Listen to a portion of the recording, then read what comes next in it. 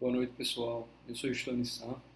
A gente está agora no segundo bloco da revisão avançada em clínica médica, dando início ao bloco da neurologia. Nosso primeiro tema são as convulsões, as crises epilépticas. Em primeiro lugar, a gente fala sobre os conceitos e a pergunta é o que é convulsão, o que é epilepsia, o que significam esses termos, como é que a gente pode classificá-lo. Convulsão é um termo usado em medicina já há algum tempo, certo? Na verdade, foi usada pela primeira vez para descrever aqueles pacientes que tinham aqueles episódios de abalo generalizados, popularmente o que a gente hoje chama de crise tônico-clônica generalizada.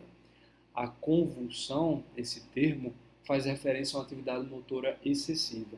Então, não é um termo apropriado para todos os tipos de crise epiléptica.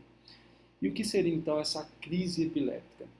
A crise epiléptica é definida como uma mudança súbita de comportamento em decorrência de uma atividade hipersíncrona excessiva de redes neuronais no córtex cerebral. Então, todas as vezes que eu tenho uma região cortical ou várias regiões corticais funcionando de forma hipersincronizada, eu tenho uma crise epiléptica. Um conceito importante que vem daqui é, primeiro, a crise epiléptica é uma hiperativação. Então tem a ver com um excesso de neuromoduladores excitatórios e ou uma falta de neurotransmissores inibitórios. E um outro conceito importante é que a crise epiléptica é um achado relacionado ao córtex cerebral, a pericários, a corpos celulares de neurônios. Então, nesse sentido, de certa forma, a crise epiléptica é um sinal focal, certo? Já que ela se inicia no córtex. Então, essa é informação relevante para a gente. Por exemplo, um paciente que eu tenho uma suspeita que tem infecção do sistema nervoso central e tem uma crise epiléptica, ele não pode ser funcionado ali com esse paciente sem que antes eu faça uma neuroimagem, certo? Então, só para a gente ter noção. A crise epiléptica é uma causa recorrente de procura neurológica no pronto-socorro. A gente sabe que ela fica atrás apenas das cefaleias e das doenças cerebrovasculares, dentro do contexto de um pronto-socorro de neurologia, né? E de queixas neurológicas no pronto-socorro geral. O risco de apresentar uma crise epiléptica ao longo da vida gira em torno de 8 a 10%, enquanto o risco de ter epilepsia fica em torno de 1 a 2% na população geral. Ou seja, nem todos os pacientes que apresentam uma crise epiléptica têm epilepsia, certo? Então esse é o primeiro conceito importante. Sobre os tipos de crises, como é que a gente classifica? Primeiro a gente tem que avaliar qual o local do início da atividade elétrica. Se a atividade elétrica tem início em apenas um lugar do hemisfério cerebral, em apenas um lado do cérebro, a gente chama essa crise de crise focal. Se a crise ela tem um início como uma descarga, uma atividade hipersíncrona bilateral, a gente chama essa crise de generalizada. A depender de algumas alterações semiológicas, a gente vai classificar essas crises focais e generalizadas em subtipos. A crise focal ela é classificada em perceptiva ou desperceptiva, a depender se há ou não prejuízo da consciência e da atenção, certo? Quando existe um prejuízo da consciência junto a uma crise focal, ou seja, que se iniciou em apenas o hemisfério cerebral, a gente diz que a gente tem uma crise focal desperceptiva ou crise focal com prejuízo da consciência. Quando eu tenho uma crise focal sem prejuízo da consciência e da atenção, eu tenho uma crise focal perceptiva. E, eventualmente, eu posso ter uma crise focal que evolui para uma crise convulsiva bilateral. As crises generalizadas, ou seja, as crises que, por definição, têm início bilateral, elas são classificadas de acordo com o tipo de manifestação clínica predominante. Pode ser crises tônicas, crises clônicas ou crises tônico-clônicas, podem ser crises atônicas, crises mioclônicas e ainda crises de ausência. E dentro das crises de ausência, a gente ainda tem as crises de ausência típica e as crises de ausência atípica. Tudo bem? Vou mostrar para vocês alguns vídeos que vão ajudar a gente a pensar sobre a semiologia de cada uma dessas crises. Primeiro a gente vai falar sobre a crise focal sem prejuízo da consciência, certo? A manifestação clínica de uma crise focal perceptiva vai depender basicamente de em que região do córtex essa crise se inicia. Por exemplo, se eu tenho uma crise que se inicia no córtex visual, alterações visuais vão aparecer como a manifestação da crise. Se eu tenho uma crise que se inicia na área da memória, eu posso ter uma crise epiléptica amnéstica.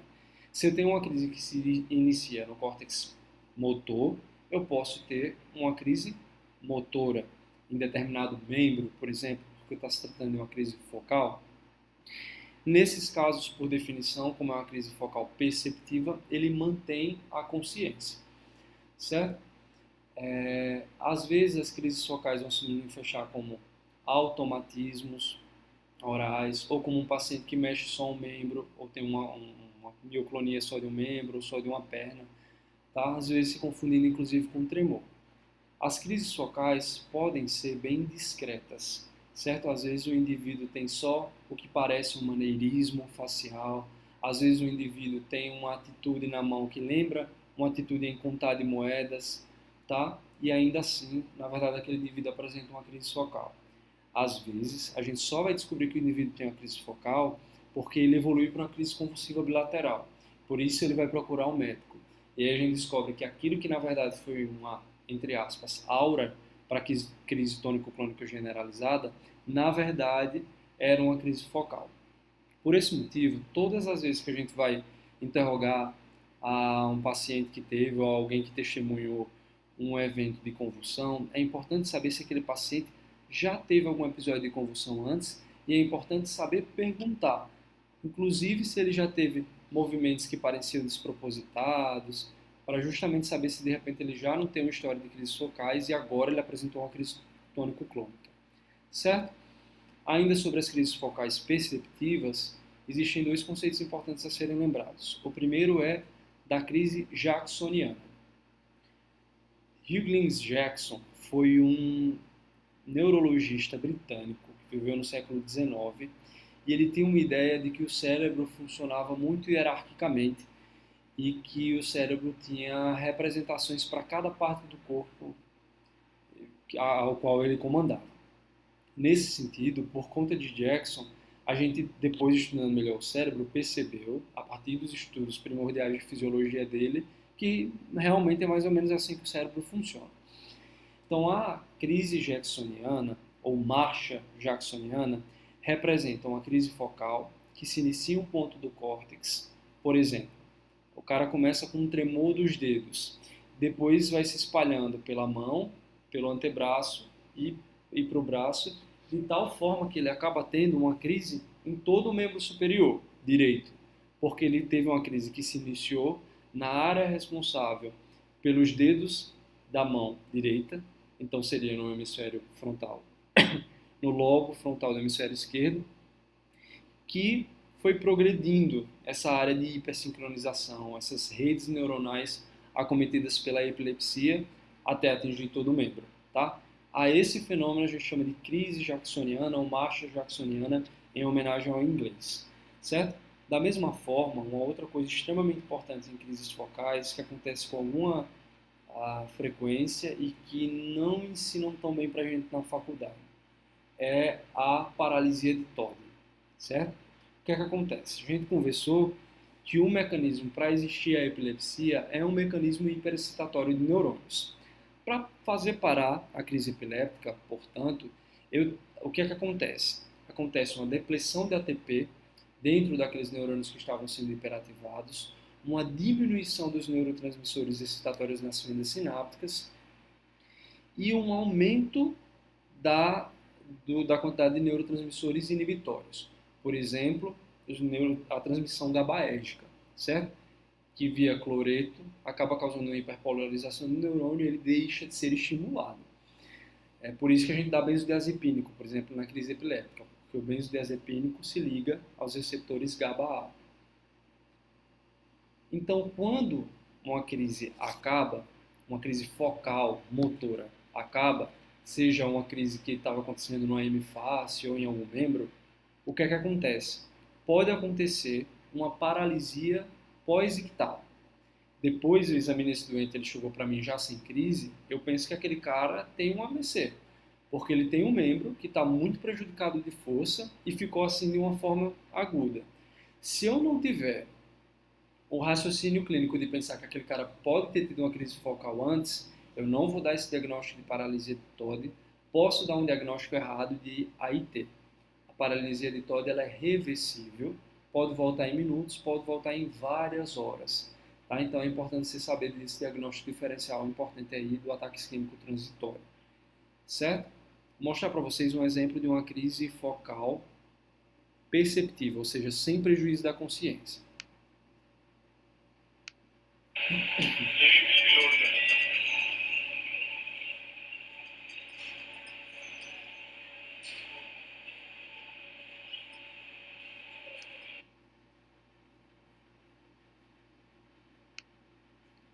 Então você vê um quadro de abalo motor em membro inferior direito e é isso, certo? Nas crises focais desperceptivas, que são as crises focais onde há prejuízo da consciência e da atenção, a manifestação clínica é um pouco diferente, tá? Em geral, os pacientes são pacientes que têm uma perda de atenção, eles ficam com os olhos abertos, mas eles parecem estar em algum outro lugar. Às vezes eles fazem maneirismos faciais também, às vezes eles falam palavras de forma repetida, ou tem muita ecolalia também, mas eles saem da crise sem se lembrar do ocorrido, porque houve prejuízo da consciência, e não conseguem manter uma conversa de forma apropriada. Tá? Essa crise focal desperceptiva pode cursar com um período pós-ictal.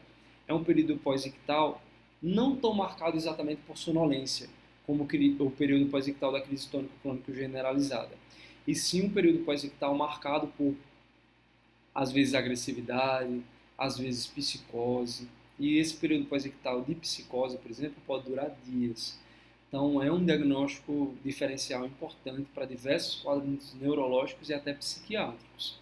Tá? Eu vou mostrar para vocês um exemplo de crise focal com prejuízo de consciência.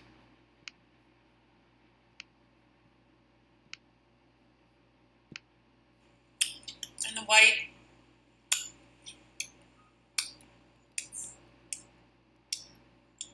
Então, perceba os maneirismos faciais, a atenção perdida, não consegue manter uma comunicação, palavras inapropriadas ou sons inapropriados. É comum no período pós-ictal o ato de coçar o nariz ou a boca.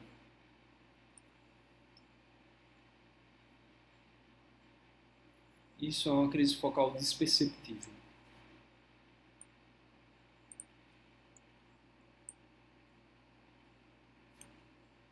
Ó, aí coça o nariz.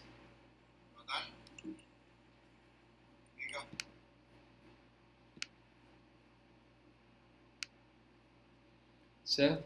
Eventualmente a gente vai ter uma crise focal que evolui para uma crise convulsiva bilateral. Às vezes é desafiador perceber que existia uma crise focal antes, tá? Por quê? Porque às vezes a crise tônico-clônica generalizada, pelo estresse envolvido na crise em si e pelo pós-ictal, faz o paciente esquecer que ele teve um quadro focal antes, tá? Isso pode acontecer. Com respeito às crises generalizadas, são as crises que têm início de forma bilateral no cérebro, no córtex cerebral, e elas podem ser crises tônicas ou clônicas ou generalizadas, que é o que a gente chama como quando elas são tônico-clônicas, certo? As crises tônico-clônicas generalizadas são uma das principais formas de crise. Esqueci de falar que a crise focal desperceptiva é a principal forma de epilepsia em adulto. Tá? A principal forma de crise epiléptica em adulto. Então, a crise epiléptica mais comum do adulto é a crise focal com prejuízo de consciência.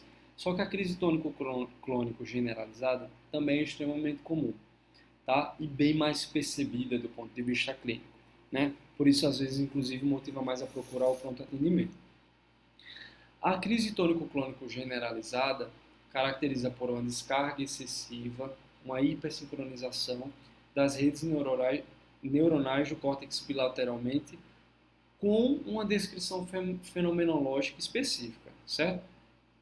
Em neurologia, muito do diagnóstico depende do fenômeno. De você ter entendido a sequência que aconteceu, de como aquilo ocorreu, para você saber se encaixa em determinado fenômeno neurológico ou não. Por exemplo, para a cefaleia é muito disso, tá? Aqui não muda. Então a gente precisa saber como é uma crise tônico-clônica generalizada. A crise tônico-clônica generalizada pura, que não vem a partir de uma crise focal evoluída ou de algum outro tipo de crise evoluída, ela é uma crise que tem início com a perda súbita de consciência do indivíduo, podendo haver ou não um urro epiléptico ou um som de engasgo assim que a crise começa, certo? A primeira fase é a fase tônica. Nessa fase tônica, que dura entre 10 e 30 segundos, o indivíduo em geral tem uma perda de tônus postural aguda com uma queda rígida. Então começa assim, o cara perde a consciência, pode ter ou não um urro engasgo, tem uma perda postural e uma queda rígida, diferente da síncope, por exemplo, que pode ter uma queda flácida. Quando ele faz essa queda rígida, inicialmente ele pode ter uma atitude de flexão de membros superiores e o olhar dele fica com um desvio fixo para cima, certo? Quando ele, ainda na fase tônica, depois dessa breve fase de flexão de membros superiores, ele estende os membros superiores, estende a região cervical, estende os membros inferiores e fica com a respiração superficial ou mesmo em apneia, já que existe todo o tônus muscular ativado, ele não consegue fazer ventilação pulmonar apropriada, certo? Esse paciente passa esses 10 a 30 segundos assim e nessa fase já pode começar a aparecer a cianose, certo? Em seguida, durando de 30 a 90 segundos, vem a fase clônica. Na fase clônica, o indivíduo vai ter abalos musculares repetidos que vão progressivamente aumentando de frequência e amplitude. E esses abalos musculares acontecem por ação dos músculos flexores. Ele estava todo estendido e aí ele começa agora a ter ação dos músculos flexores. Os relaxamentos têm a fase de contração do flexor e relaxa, contração do flexor e relaxa. Por isso que tem um abalo clônico. A partir do momento em que vai chegando perto do final da crise, ele vai tendo relaxamentos progressivamente maiores, certo? Nessa fase clônica pode acontecer incontinência urinária ou fecal, hipersalivação e mordedura de língua. A gente sabe que a mordedura de língua é um achado até razoavelmente específico para dizer que aquele paciente apresentou uma crise convulsiva, mas não tão sensível, certo? Então o fato dele não ter mordedura de língua não significa que ele não teve a crise, tá? Esse indivíduo, no mais das vezes, está cianótico, porque no clonus ele também não consegue fazer uma respiração coordenada e com o relaxamento progressivo vai chegando uma hora que ele para de ter abalos, tem uma inspiração profunda e vai fazendo várias inspirações profundas entrando no período pós-ictal, certo? O período pós-ictal, ele geralmente da crise tônico-clônica generalizada cursa com sonolência, mas o indivíduo está confuso, às vezes mais propenso à agitação, particularmente se a gente fizer contenção mecânica, então tentar evitar nessa fase. E um período pós-ictal normal dura 20 e 30 minutos, certo? Se o período pós-ictal durar um tempo maior do que isso, eu preciso entender melhor porque aquele indivíduo está com esse talvez rebaixamento de nível de consciência, tá? E como é uma crise tônico-clônica generalizada?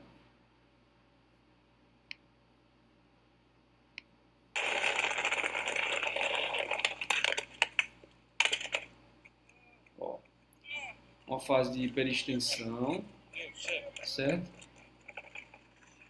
A rigidez, a fase tônica, extensão, vai começar a abalo, fase clônica.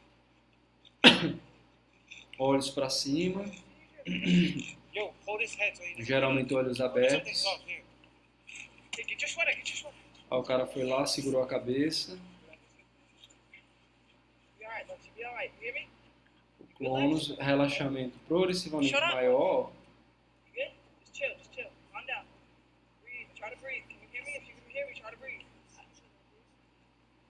Abale o relaxamento.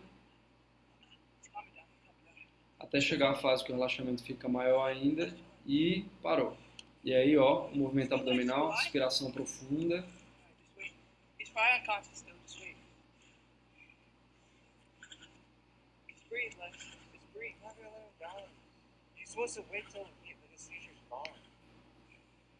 Então, tamo aí, né? A crise atônica é uma crise que pode ou não vir acompanhada de perda de consciência, geralmente vem. É uma crise de brevíssima duração, dura segundos, tá? Às vezes menos de um segundo, e é caracterizada por uma perda do tônus postural. Se o indivíduo está em pé, ele pode cair, e é muito comum, às vezes, a crise atônica ser restrita à musculatura que é responsável pelo tônus postural torácico e cervical. Torácico, cervical e cefálico, tá? É uma crise mais comum também em crianças. Deixa eu mostrar para vocês um exemplo. Ó, o japonês... Opa! Coitado. Essa crise atônica é complicada. E é uma crise que acontece com muita frequência. Ela vem em clusters, olha. Perde o tônus da cabeça, não o que está acontecendo. Mamãe, quem sou eu? Essa é a crise atônica, certo? A crise mioclônica é um tipo de crise generalizada que tem uma particularidade, certo? Ela é uma crise que acontece com o indivíduo sem ele perder a consciência, geralmente, apesar de ser uma crise generalizada, tá? A mioclonia é caracterizada por ser uma movimentação brusca, involuntária e de duração muito rápida de um grupo de feixes musculares, de um músculo ou de um grupamento muscular inteiro, certo? Essa é a crise mioclônica. Vou mostrar para vocês como seria essa contração muito rápida, de brevíssima duração. Tá aqui, esse rapaz de azul, Geraldo, é isso que está escrito na camisa dele. Presta atenção, os amigos aí, ó, mioclonia. O coleguinha se assustou. Os músculos da face dos membros são mais acometidos, certo?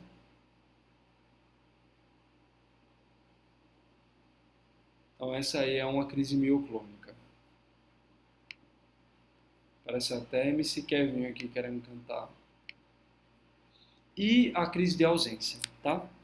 A crise de ausência é uma crise mais comum na infância, certo? A crise de ausência típica, ela dura, em geral, até 10 segundos.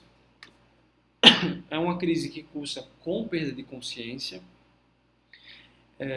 breve, tá? O indivíduo parece que fica fora do ar. Essa é a definição da crise de ausência. E não existe um período pós-ictal, podendo, como a crise atônica, acontecer clusters de várias crises de ausência, certo? Pode acontecer várias crises de ausência no mesmo minuto. Então, é uma crise aí que acomete as crianças, tá?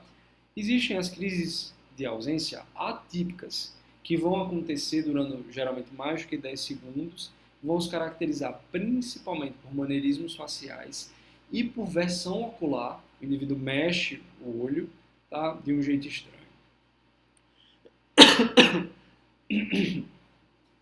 Mexe o olho de um jeito um pouco mais estranho. E existe essa ausência típica aí que pode ser encontrada até em indivíduos da adolescência, até em adultos. Certo? Como seria essa crise de ausência?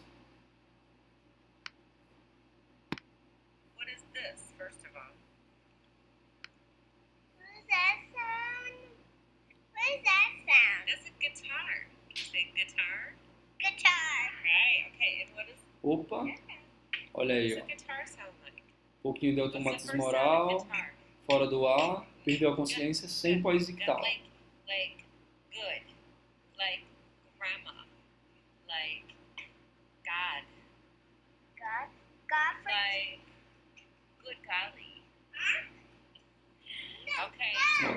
fica paradinha e depois volta ao normal. Então essa é a crise de ausência. Espera aí, eu preciso parar essa fala dessa criança. Ok.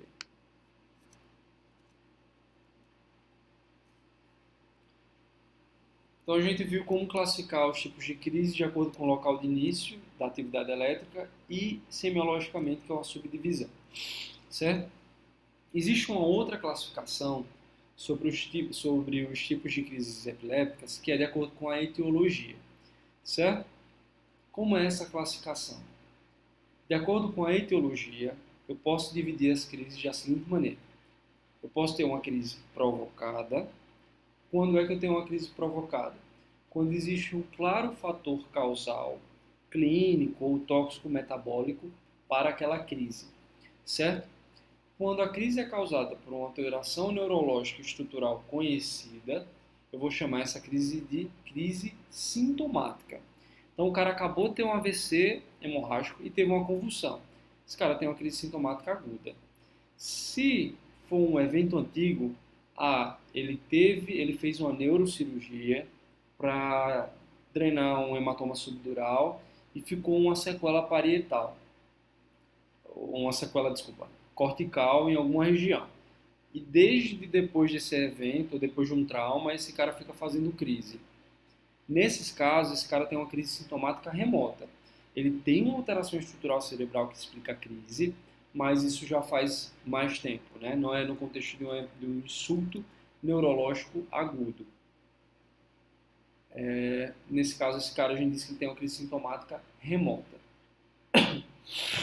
Quando o paciente tem crise convulsiva no contexto de alterações clínicas compatíveis, um quadro eletroencefalográfico típico e, eventualmente, alterações de neuroimagem típicas que façam parte de uma síndrome epiléptica conhecida, a etiologia da crise é uma crise como parte de uma síndrome epiléptica. Por exemplo, uma síndrome de West, que acontece nas crianças, né? Lennox-Gastaut, o paciente que tem uma epilepsia mioclônica juvenil, ou uma epilepsia do lobo temporal, todos esses pacientes têm síndromes epilépticas. Quando eu tenho uma crise que eu investiguei, não achei que ela faça parte de uma síndrome epiléptica, não existe um insulto neurológico agudo reconhecido, nem remoto, e não se trata de uma crise que aconteceu no contexto de uma alteração clínica ou tóxico-metabólica relevante, a gente diz que a crise é não provocada, ou também chamada de crise espontânea. Certo? Beleza. E o que é que causa a crise provocada? São exemplos de causas de crise provocada. A crise febril na infância, tá? No adulto não, mas até 5 anos de idade, crise febril está valendo.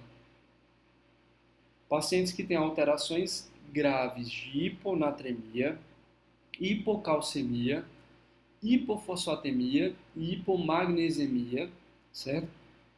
Com esses valores de corte sugerido, menor do que 115 para o sódio, menor do que 5 para o cálcio, menor do que 0,8 para o magnésio. Pacientes que têm disglicemias, seja uma glicose abaixo de 36 ou uma glicose maior que 450.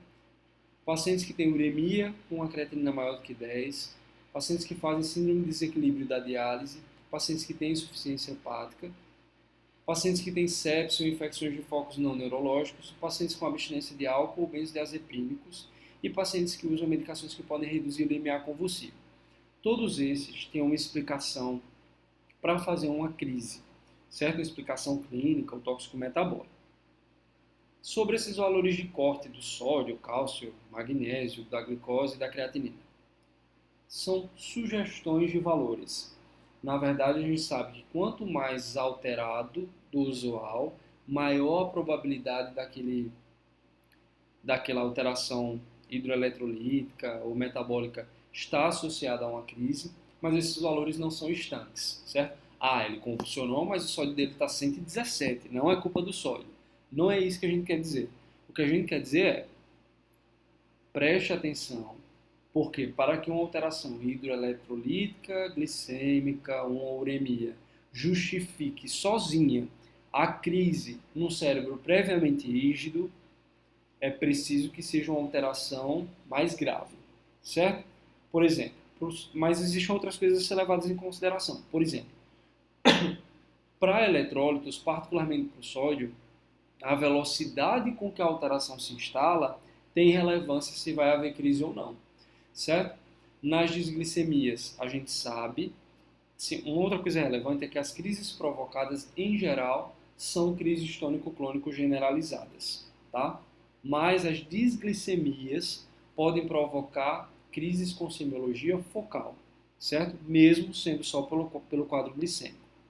A hipoglicemia é causa de crise, e a hiperglicemia, ela é causa de crise, causa de alteração do nível de consciência no contexto de glicemias bem altas, em geral acima de 450, para pacientes com estado hiperglicêmico e hiperosmolar não cetótico.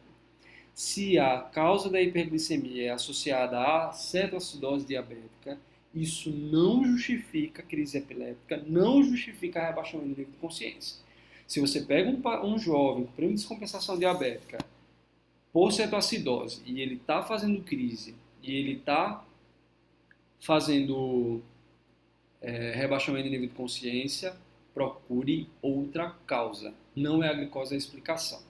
É válido lembrar que o estado hiperglicêmico e hiperosmolar, desglicemias importantes no sentido de hiperglicemias importantes, também são causa da síndrome de hemicoreia e hemibalismo, certo? Que é uma alteração não tão infrequente de pacientes com diabetes descompensada apresentar, mas que pouca gente conhece, a gente pouco apresentado. Ainda sobre a uremia, eu vou lembrar para vocês que pacientes que têm encefalopatia urêmica verdadeira, primeiro que a encefalopatia urêmica mesmo, é uma condição que a gente dá diagnóstico demais, tá? É igual a síndrome hepatorrenal, a gente pensa muito, mas na maioria das vezes o paciente não tem encefalopatia tão clara, certo? Então, pacientes que têm encefalopatia urêmica verdadeira, às vezes eles fazem muita mioclonia multifocal, inclusive podem fazer estado de mal epiléptico convulsivo do tipo mioclônico. Então, essa é uma pista diagnóstica na encefalopatia urêmica. Sobre a abstinência de álcool, benzodiazepínicos, são drogas depressoras do sistema nervoso central. Quando eu tenho abstinência, eu tendo a ter uma hiperexcitação e daí cursar com crise epiléptica, tá? As medicações que podem reduzir limiar convulsivo eventualmente estão associadas sim a crises convulsivas, certo? E tem muitas medicações aqui que a gente usa com certa frequência. Por exemplo, o tramadol. O tramadol reduz o limiar convulsivo, então a gente precisa ter cuidado. Assim como o fentanil. Antibióticos, vários. O imipenem, as quinolonas, as cefalosporinas de terceira e quarta geração. A gente marca aqui o papel do cefepime, certo? E o metronidazol. O que acontece? Para o cefepime, para as cefalosporinas de terceira e quarta geração, a ceftazidima, a penetração no líquor é bem melhor do que as cefalosporinas de primeira e segunda geração. Mas existe uma proteína que joga para fora, uma proteína fica no plexo coroide, o antibiótico que consegue entrar no líquor. Essa proteína não consegue se ligar tão bem às cefalosporinas de terceira e quarta. Por isso elas atingem uma maior concentração no sistema nervoso central, competem com o GABA nos receptores de GABA, e aí acaba acontecendo de o GABA não conseguir exercer seu efeito e eles reduzirem o limiar convulsivo, porque vai acabar predominando uma ação excitatória, tá? As quinolonas que não são fluoradas não penetram tão bem no sistema nervoso central, mas mesmo em concentração subterapêutica, as quinolonas são consideradas neuroexcitatórias e podem provocar crises convulsivas, certo? O imipenem, na verdade, ele tem uma constituição molecular semelhante ao GABA e acaba competindo também por receptor, certo? Se o GABA não se liga lá, não tem transmissão inibitória e acaba acontecendo excitação. E o metronidazol, ele é extremamente lipofílico, consegue atravessar membranas, barreiras corporais com facilidade e se concentra tanto no nervo periférico quanto no sistema nervoso central de uma maneira razoável, de uma boa maneira, na verdade, certo? Tem uma boa concentração no líquido, por exemplo. E aí é comum que o metronidazol tenha como efeitos colaterais ataxia, neuropatias periféricas, eventualmente encefalopatia e convulsão, cefaleia, certo? Então, isso faz parte. Os antidepressivos tricíclicos reduzem o limiar convulsivo, certo? Particularmente a amitriptilina faz parte dos tricíclicos do critério de Behçet, a amitriptilina no idoso, também por essa questão. A bupropiona, que é um dos fármacos de primeira linha para o tratamento do tabagismo, também funciona como um antidepressivo fraco. Também reduz o limiar convulsivo. Paciente que tem história de alteração estrutural do sistema nervoso central ou que já teve convulsão, a bupropiona está proscrita. O Aldol, que é uma droga extremamente usada, diminui o limiar convulsivo. Chega o cara com hepatite alcoólica, em abstinência, meio agitado. Em vez de fazer diazepam, o que a gente faz? Aldol. Isso não vai dar certo. Tá? Clorpromazina, metotrexate, a lidocaína, lembrar que um dos sinais precoces de intoxicação por anestésico local é a convulsão. O lítio, que também é uma droga extremamente lipossolúvel, não à toa o carvão ativado não serve para o lítio, porque quando ele chega no estômago ele é rapidamente absorvido. E o flumazenil também reduz muito o limiar convulsivo. O flumazenil é o antagonista de benzodiazepínico que a gente conhece.